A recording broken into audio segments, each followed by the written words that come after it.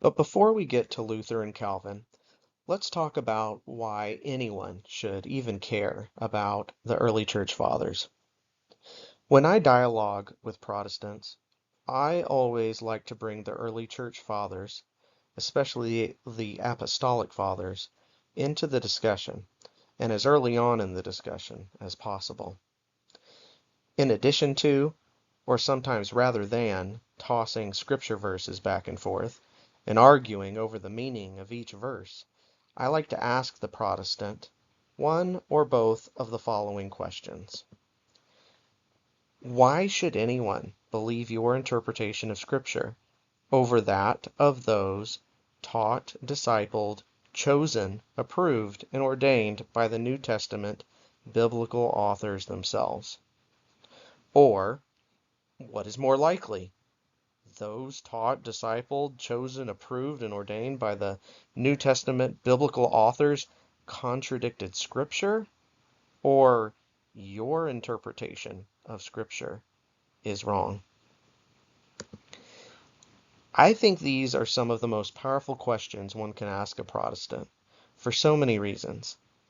These questions get the discussion out of the realm of our own subjective, individual, private interpretation and egoism, and attempt to offer a concrete, clearer, objective, historically verifiable, and more credible or authoritative external third party to adjudicate between the two of us.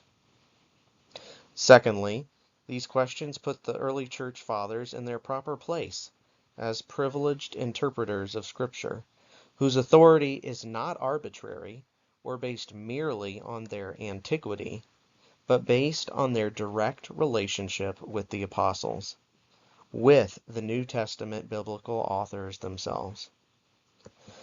Like Luther and Calvin before them, Protestants will try to frame the issue as the Fathers versus Scripture. But these questions point out the obvious. The Fathers don't teach apart from Scripture. They interpret Scripture too, and teach from Scripture, in addition to from what the New Testament authors taught them directly in person, which cannot contradict Scripture.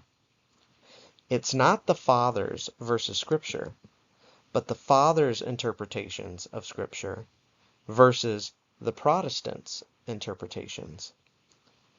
These questions implicitly, but strongly, expose the error, emptiness, vanity, and impracticality of sola scriptura, and the so-called right of private judgment. In so doing, they make room for more data, more credible and authoritative data, or witnesses, by which to interpret Scripture than whatever the Protestant has to offer. And when they all agree on a matter of faith or morals, that's clearly a tradition, going back to the apostles, that cannot be rejected.